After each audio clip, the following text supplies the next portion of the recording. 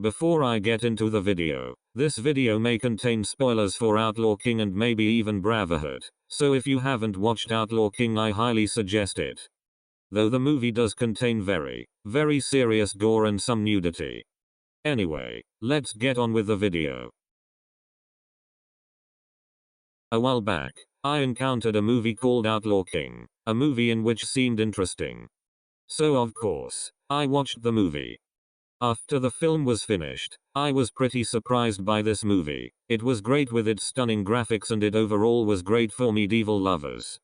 But there was one big flaw that I couldn't miss, and it's a pretty important one for some people. That one flaw is of course, its historical accuracy. Even before starting the movie, I saw that it states that it is an untold true story. And I was pretty worried for this movie when it said, untold. After doing some research, I found that it is not that greatly accurate with the real history, but don't get me wrong, it gets a few things here and there correct about the historical events.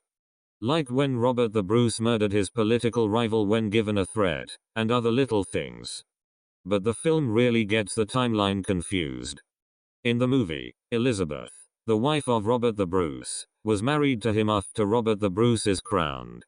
But this is very incorrect. Elizabeth married Robert before he became king. In my opinion, some people take the historical accuracy of some movies to be very important, but I personally think that isn't needed. If the viewer is enjoying the movie and understands the timeline given in the film, I'm happy with that. This is all unless the movie calls itself a true story.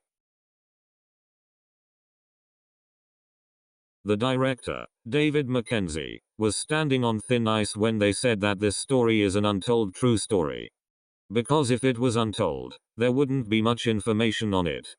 Still, they managed to make this movie pretty well.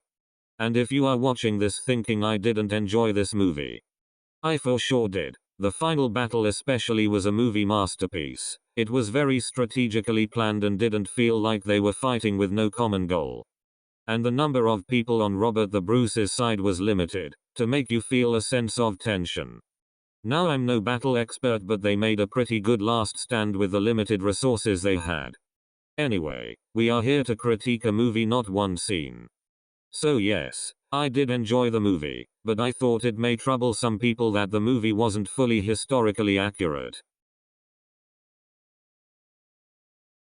In conclusion, this film did pretty alright with the historical accuracy and was a really great film. This is why I'm making Outlaw King a series. I will make a series of short 2-3 minute videos of certain aspects of the movie Outlaw King.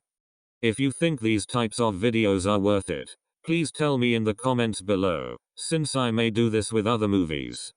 If you are wondering if I will do a full review on Outlaw King, I may, but it would be very unlikely.